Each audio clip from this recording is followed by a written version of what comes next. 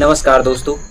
जब भी हम किसी ऐसे देश की बात करते हैं जो पूरी तरह से विकसित हो चुका है, तो हमारे दिमाग में एक ही तस्वीर बनने लगती है। चौड़ी चौड़ी सड़कें जहां ट्रैफिक की कोई टेंशन ना हो, तेज रफ्तार ट्रेनें जो समय पर चलें, गांव गांव तक बिजली पहुंचे और ऐसे शहर हों जहां हर सुविधा एक क्लिक पर मिल जाए। अब सवाल ये है, क्या हमारा भारत भी उसी रास्ते पर चल रहा है? क्या आज जो भारत का इंफ्रास्ट्रक्चर है, यानी हमारी सड़कें, रेल, बिजली, इंटरनेट, अस्पताल, स्कूल, क्या वो हमारी आज की जरूरतों और कल के सपनों को पूरा कर पा रहा है? इस वीडियो में हम जानेंगे भारत का इंफ्रास्ट्रक्चर पहले कैसा था और अब उसमें क्या बदलाव आया है, सरकार कौन कौन सी योजनाएं चला रही है और जमीन पर असली हालात क्या है, और सबसे बड़ा सवाल, क्या भारत 2047 तक, जब हम आज़ादी के 100 साल पूरे करेंगे, तब तक इंफ्रास्ट्रक्चर सुपर पावर बन पाएगा? चलिए दोस्तों, शुरू करते हैं भारत के इंफ्रास्ट्रक्चर की पूरी कहानी। दोस्तों, आज भारत का इंफ्रास्ट्रक्चर जिस मुकाम पर है, उसकी नींव आज़ादी के बाद रखी गई। जब 1947 में हमारा देश आज़ाद हुआ, तो हमारे सामने सबसे बड़ी चुनौती थी बुनियादी चीज़ों की भारी कमी। सड़कों की हालत बहुत खराब थी, कहीं टूटी हुई थी तो कहीं थी ही नहीं। रेलवे लाइनें भी बंटवारे के चलते आधी रह गई थी और गाँव में बिजली पानी जैसी सुविधाएं तो लगभग ना के बराबर थी। ऐसे हालात में भारत को आगे बढ़ने की जिम्मेदारी उठाई उस वक्त के नेताओं ने। पंडित जवाहरलाल नेहरू ने साफ कहा, इंफ्रास्ट्रक्चर यानी बुनियादी ढांचा भारत के विकास की रीढ़ है। इसी सोच के साथ शुरू हुआ एक नया सफर। बड़े बड़े डैम बनाए गए, जैसे भाखड़ नाकर डैम। स्टील प्लांट की शुरुआत हुई, रेलवे नेटवर्क का विस्तार किया गया, सरकारी कंपनी की नींव रखी गई, जैसे भेलसेल, ओएनजीसी और अन्य। इन डैम्स को कहा गया भारत के आधुनिक मंदिर।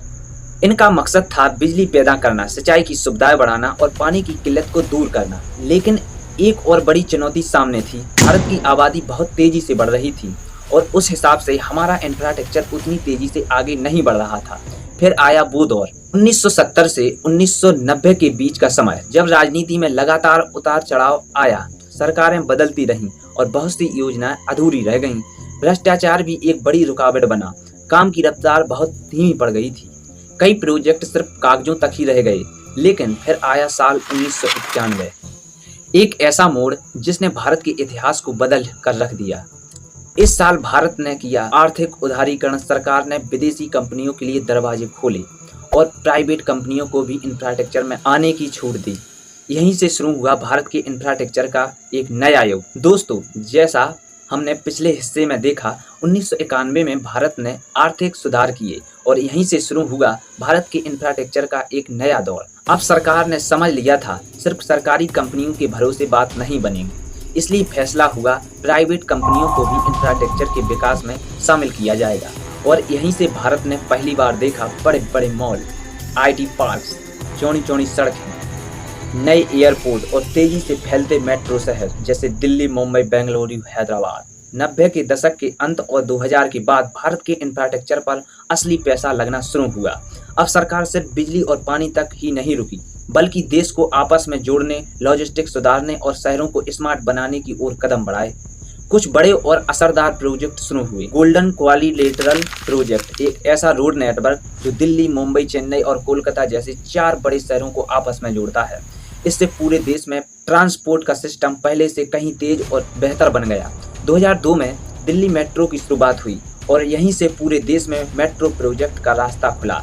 आज 20 से ज्यादा शहरों में मेट्रो ट्रेन दौड़ रही हैं। इकोनॉमिक जोन बनाए गए, ऐसे इलाके जहां कंपनियों को टैक्स में छूट मिली। इससे इंडस्ट्री को जबरदस्त बढ़ावा मिला। स्मार्ट सिटी मिशन लॉन्च हुआ। सरकार ने 100 शहरों को स्मार्ट बनाने का टारगेट रखा, जहां smart lighting, traffic control, CCTV, digital सेवाएं और स्वच्छता जैसी कई प्रयोग किए गए। लेकिन दोस्तों, इन सब के बीच सबसे बड़ा बदलाव आया 2014 के बाद, जब देश में नई सरकार बनी और इंफ्रास्ट्रक्चर को देश की टॉप प्राथमिकता बना दिया गया। अब सिर्फ घोषणाएं नहीं हुई, बल्कि सैकड़ों प्रोजेक्ट पर जमीन पर असली काम दिखना चालू हो गया था। चाहे वो सड़क हो, रेलवे हो, गाँव की बिजली हो या शहर की मेट्रो। आने वाले हिस्से में हम जानेंगे 2014 के बाद भारत में क्या क्या बड़े बदलाव हुए और कैसे ये बदलाव देश को इंफ्रास्ट्रक्चर सुपर पावर की ओर ले जा रहे हैं। दोस्तों, आज हम भारत में इतिहास का सबसे बड़ा इंफ्रास्ट्रक्चर विकास देख रहे हैं। इतना बड़ा काम पहले कभी नहीं हुआ था जितना आज हो रहा है। सरकार ने अब इंफ्रास्ट्रक्चर को सिर्फ एक जरूरत नहीं, बल्कि देश की ताकत बनाने का फैसला लिया है। अगर रेलवे सेक्टर की बात करें तो आज भारत के पास वंदे भारत एक्सप्रेस एक ऐसी सेमी हाई स्पीड ट्रेन है जो तेज है, आरामदायक है और पूरी तरह भारत में ही बनी है।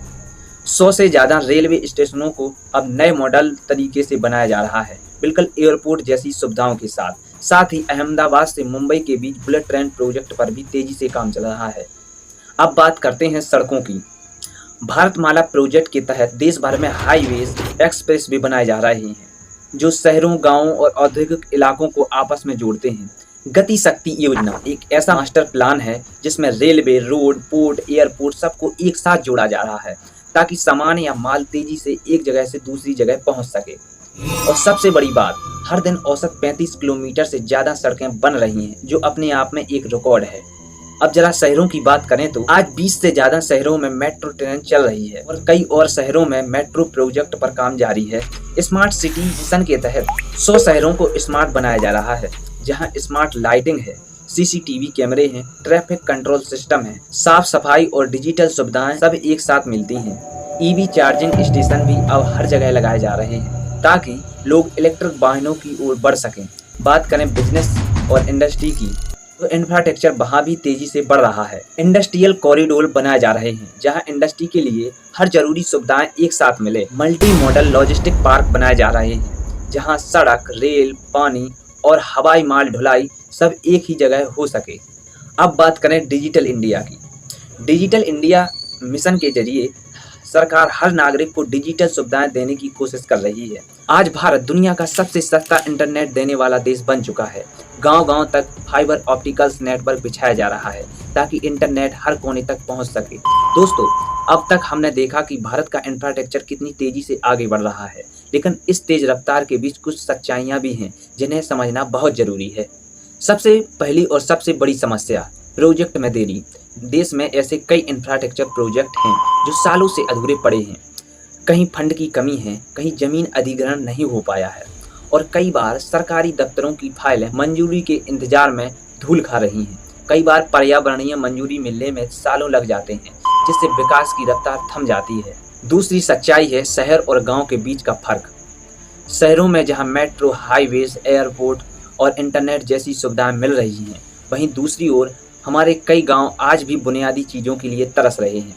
कई गांवों में आज भी पक्की सड़कें नहीं हैं, स्वास्थ्य केंद्र अधूरे हैं या फिर वहां डॉक्टर ही मौजूद नहीं हैं। तीसरी बड़ी चुनौती है निर्माण की गुणवत्ता। कई बार देखा गया है कि जो सड़कें या पुल बनाए जा रहे हैं वो 1-2 साल के अंदर ही टूटने लगते हैं या उनमें दरारें आ जाती हैं। इसका मतलब साफ है, या तो घटिया सामग्री इस्तेमाल होती है या फिर काम में जल्दबाजी और लापरवाही बरती जाती है। और अब बात करें मजदूरों की हालत की। जो लोग दिन रात धूप बारिश में खड़े होकर पुल, सड़क और इमारतें बनाते हैं, उन्हीं को सबसे कम सुविधाएं मिलती हैं। कई प्रोजेक्ट में लेबर कैंप की हालत बेहद खराब होती है। मजदूरों को समय पर वेतन नहीं मिलता। सुरक्षा के इंतजाम भी अक्सर ना के बराबर होते हैं। जो लोग देश का इंफ्रास्ट्रक्चर बनाते हैं, अगर उनके साथ ही ऐसा व्यवहार हो तो हम सोच सकते हैं कि ये मजदूर इमारतें कितनी कमजोर नींव पर खड़ी हैं। तो दोस्तों, जहां एक तरफ भारत तेजी से आगे बढ़ रहा है, वहीं इन चुनौतियों को भी हमें गंभीरता से लेना होगा। तभी हम एक ऐसा इंफ्रास्ट्रक्चर बना सकेंगे जो सच में मजबूत और टिकाऊ हो, जो सिर्फ दिखावे के लिए ना हो बल्कि हर नागरिक की जिंदगी आसान बनाने के लिए हो। तो चलिए, वीडियो को खत्म करने से पहले एक सवाल आपसे। आपके इलाके में इस समय कौन सा सबसे बड़ा इंफ्रास्ट्रक्चर प्रोजेक्ट चल रहा है? कमेंट करके जरूर बताएं। अगर आपको लगता है कि भारत बदल रहा है तो इस वीडियो को लाइक कीजिए, अपने दोस्तों के साथ शेयर जरूर कीजिए और चैनल को सब्सक्राइब करना मत भूलिए, क्योंकि भारत के निर्माण की इस यात्रा में हम सब साथ हैं। जय हिंद, वंदे मातरम, धन्यवाद।